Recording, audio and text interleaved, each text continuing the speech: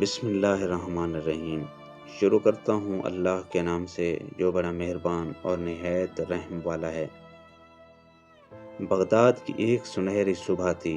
بازار لوگوں سے بھرا ہوا تھا۔ کہیں کپڑوں کی دکانیں سجی تھیں، کہیں خوشبو فروش عطر بیچ رہے تھے اور کہیں لوگ دنیا کمانے کی دوڑ میں لگے ہوئے تھے۔ مگر انہی گلیوں میں ایک آدمی سکون سے چل رہا تھا۔ سادہ لباس، پرانا عمامہ، ہاتھ میں لکڑی کی چھڑی اور چہرے پر عجیب سا اطمینان۔ وہ تھے حضرت بہلول تانا رحمۃ اللہ علیہ۔ لوگ انہیں دیوانہ کہتے تھے، مگر جو ان کی بات کو سمجھ لیتا وہ جان جاتا کہ اس دیوانگی کے پیچھے کتنی بڑی حکمت چھپی ہے۔ اسی دن بغداد کے ایک نہایت امیر تاجر نے شہر کے باہر ایک عظیم محل تعمیر کروایا۔ اونچی دیواریں، چمکتے دروازے، قیمتی پردے اور سونے سے سجا ہوا اندرونی حصہ۔ پورا بغداد اس محل کی شان دیکھنے آیا ہوا تھا۔ لوگ حیرت سے کہتے، ایسا محل آج تک نہیں دیکھا، یہ تو کسی بادشاہ کا محل لگتا ہے۔ وہ تاجر غرور سے لوگوں کی باتیں سن رہا تھا۔ ہر شخص اس کی دولت کی تعریف کر رہا تھا۔ اتنے میں حضرت بہلول تانا رحمۃ اللہ علیہ وہاں پہنچ گئے۔ لوگوں نے ہنستے ہوئے کہا، لو، دیوانہ بھی محل دیکھنے آ گیا۔ تاجر نے طنزیہ انداز میں کہا، او بہلول، دیکھو دنیا میں کامیابی کسے کہتے ہیں۔ حضرت بہلول تانا رحمۃ اللہ علیہ خاموشی سے محل کو دیکھتے رہے، پھر آہستہ سے پوچھا، یہ محل کس کا ہے؟ تاجر نے سینہ چوڑا کر کے کہا، میرا ہے۔ حضرت بہلول رحمۃ اللہ علیہ نے پھر پوچھا، اور تم اس میں کتنے سال رہو گے؟ تاجر ہنس پڑا، جب تک زندہ ہوں۔ بہلول تانا رحمۃ اللہ علیہ نے آسمان کی طرف دیکھا اور مسکرا کر بولے، پھر تو یہ محل تمہارا ہوا ہی نہیں۔ لوگ حیران ہو گئے۔ تاجر کا چہرہ بدل گیا، غصے سے بولا، کیا مطلب؟ اتنا سونا خرچ کیا، اتنی محنت کی، اور تم کہتے ہو کہ یہ میرا نہیں؟ حضرت بہلول تانا رحمۃ اللہ علیہ قریب آئے، اپنی چھڑی محل کی دیوار پر ماری اور فرمایا، جو چیز ہمیشہ کے لیے نہ ہو وہ حقیقت میں کسی کی نہیں ہوتی۔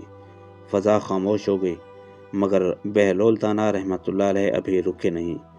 انہوں نے سامنے موجود قبرستان کی طرف اشارہ کیا جو محل سے کچھ فاصلے پر تھا اور فرمایا، وہ دیکھو، وہاں بھی کبھی ایسے ہی لوگ رہتے تھے۔ لوگوں کے دل کانپ گئے۔ تاجر خاموش ہو گیا۔ حضرت بہلول تانا رحمۃ اللہ علیہ نے پھر فرمایا، کل یہ محل کسی اور کا ہوگا، پھر کسی اور کا، اور ایک دن مٹی بن جائے گا۔ یہ سن کر تاجر کے چہرے کا غرور آہستہ آہستہ ٹوٹنے لگا۔ لوگ بھی خاموش کھڑے تھے۔ پھر بہلول تانا رحمۃ اللہ علیہ نے زمین سے ایک مٹھی مٹی اٹھائی اور فرمایا، انسان پوری زندگی سونا جمع کرتا ہے، مگر آخر میں اسے صرف اتنی مٹی ملتی ہے۔ یہ جملہ تیر کی طرح دلوں میں اتر گیا۔ تاجر کی آنکھیں نم ہو گئیں۔ وہ لرزتی ہوئی آواز میں بولا، بہلول، پھر اصل کامیابی کیا ہے؟ حضرت بہلول تانا رحمۃ اللہ علیہ مسکرائے اور فرمایا، ایسا گھر بناؤ جو قبر کے بعد بھی تمہارے ساتھ جائے۔ تاجر حیران ہوا، وہ کیسے؟ بہلول نے فرمایا، غریبوں کی مدد کرو، بھوکوں کو کھانا کھلاؤ، لوگوں کے دل جیتو، کیونکہ پتھر کے محل قبر تک رہ جاتے ہیں، مگر نیکیاں قیامت تک ساتھ جاتی ہیں۔ یہ سننا تھا کہ تاجر زاروں قطار رونے لگا۔ اسی وقت اس نے اعلان کر دیا، آج سے میرے مال کا ایک بڑا حصہ غریبوں کے لیے ہوگا۔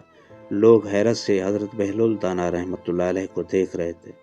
وہ شخص جسے لوگ دیوانہ کہتے تھے، آج پورے بغداد کو زندگی کا سب سے بڑا سبق دے گیا۔ اور بہلول تانا رحمۃ اللہ علیہ خاموشی سے وہاں سے چل دیے۔ ہونٹوں پر ہلکی سی مسکراہٹ تھی، جیسے وہ جانتے ہوں کہ اصل محل اینٹوں سے نہیں اعمال سے بنتا ہے۔ اس واقعے سے ہمیں یہ سبق ملتا ہے کہ دنیا کی دولت وقتی ہے، مگر انسان کی نیکیاں وہ خزانہ ہیں جو کبھی ختم نہیں ہوتا۔